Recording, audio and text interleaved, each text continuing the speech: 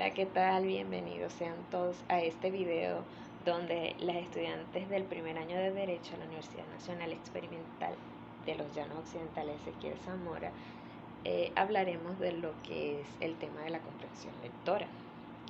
Pues bien, para definir esto es preciso conocer qué es leer.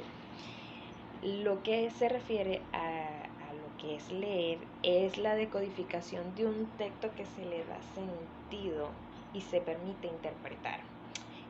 No es más que la interacción que se tiene del lector con su texto, y esto permite la satisfacción de acuerdo a la interpretación del lector. Así conocemos que la comprensión lectora se refiere a la capacidad de entender a través de un proceso cognitivo orientado a dar sentido al texto. En otros términos, no es más que tener la habilidad de entender, evaluar, utilizar e implicarse en el texto escrito para desarrollar un mayor conocimiento y un potencial posible. De allí pues surge lo que es la experiencia lectora, y esto implica enriquecimiento del vocabulario, expresión,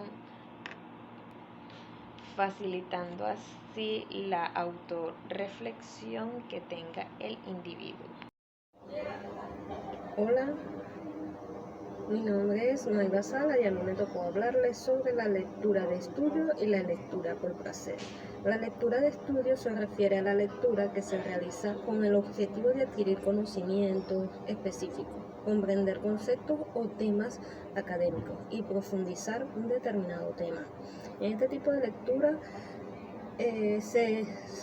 suele ser más estructurada y enfocada en la comprensión detallada de la información, a diferencia de la lectura por placer, que se refiere a la lectura que se realiza con el simple propósito de entretenerse, de disfrutar. En este caso se elige un libro, un cuento o cualquier otra forma de texto, no tanto con la intención de aprender algo nuevo, sino más bien para relajarse, desconectarse y disfrutar de la historia, personajes o simplemente del placer de la lectura en sí misma. Muchas gracias. Hola, soy Mauri Mieres. Les voy a hablar sobre las estrategias de comprensión, que no son más que procedimientos o recursos que nos ayudan a profundizar en el contenido del texto, solucionar problemas de comprensión o ser eficientes y así obtener la información necesaria. Al momento de realizar una lectura, podemos utilizar algunas estrategias de comprensión, como lo son volver a leer el texto, utilizar el conocimiento previo, hacer un resumen, visualizar, utilizar las palabras claves y hacer predicciones. Soy Jenny Fernández y yo les voy a hablar sobre el proceso de decodificación. Decodificación es la capacidad de nombrar y reconocer de forma correcta las palabras que contienen un texto. Una decodificación es una condición necesaria para comprender un texto y práctica fundamental para aprender a leer. Requiere conocer las relaciones entre las letras y los sonidos para poder pronunciar las palabras escritas. El proceso de decodificación implica en el lector una esencial comprensión de las relaciones entre fonemas, grafemas y usar el argumento para comprender el significado de las palabras. El lector que es capaz de comprender podrá darle un significado al texto que lee.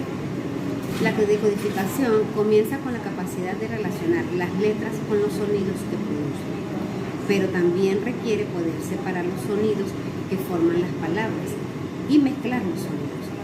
Cuando los niños hacen todas estas cosas, son capaces de pronunciar las palabras. Esto es lo que requiere un proceso de decodificación. Gracias. Buenas tardes, mi nombre es Mariana Gota y yo les voy a hablar sobre el proceso de lectura, el mecanismo y los tipos. El proceso de lectura se refiere a las diferentes etapas que tiene una persona al momento de leer un texto. Los mecanismos que tenemos en el proceso de lectura es rapidez, precisión, amplitud y ritmo. Los tipos de lectura son lectura a voz alta, silenciosa, involuntaria, rápida, intensiva, mecánica, secuencial y selectiva. Gracias, esto es todo mi exposición.